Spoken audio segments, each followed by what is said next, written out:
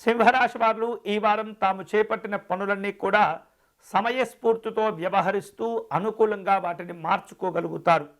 మీ యొక్క సమర్థత మిమ్మల్ని ఈ వారం ఉత్తమమైనటువంటి స్థితిలో ఉంచే ప్రయత్నం చేస్తుంది. నూతనమైనటువంటి పనులు చేపడుతుంటారు. ఆదాయానికి మించినటువంటి కొన్ని రకాల అంచనాలకు కూడా చేరుకునే సూచనలు కనిపిస్తూ ఉన్నాయి.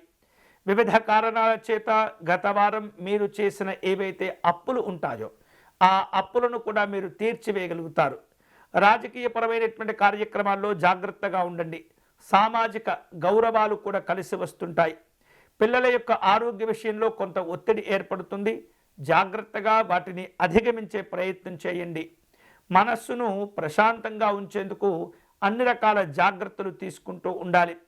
కొన్ని సందర్భాలలో మీకు మీరుగా కొంత విశేషమైనటువంటి పనులను కూడా ఏర్పాటు చేసుకుంటూ ఉండాలి. ఇతరుల యొక్క విషయాల్లో జోక్యం చేసుకోకూడదు. రాజకీయపరమైనటువంటి కార్యక్రమాల్లో జాగ్రత్తగా వ్యవహరిస్తూ ఉండాలి.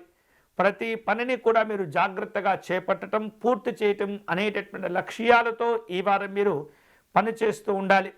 ప్రభుత్వ సంబంధమైనటువంటి కార్యక్రమాల్లో కొన్ని రకాల విశేషాలు, వార్తలు కూడా మీకు తెలుస్తూ ఉంటాయి. వివిధ రూపాల్లో ఎదుర్కొంటున్నటువంటి సమస్యల నుండి ఈ వారం కొంత మీరు ఉపశమనాన్ని కూడా పొందగలుగుతుంటారు. స్నేహితులను, బంధువులను కలుసుకుంటారు. ఉత్సాహవంతమైనటువంటి కార్యక్రమాలను ఏర్పాటు చేసుకుంటూ ఉంటారు.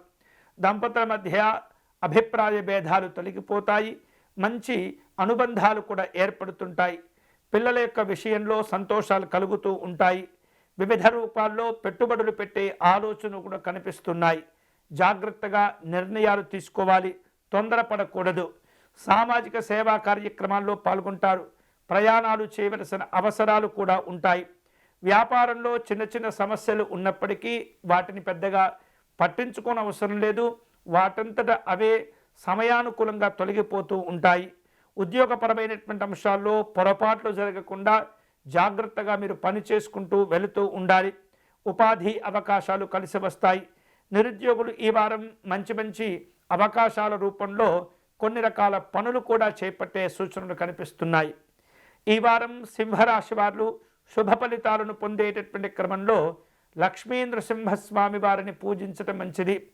స్వామివారికి తులసి అర్చన నిర్వహించటము, పానకమును నివేదన చేయటము, అలాగే గోసేవ చేసుకోవటం ద్వారా శుభకరమైనటువంటి ఫలితాలను పొందవచ్చు.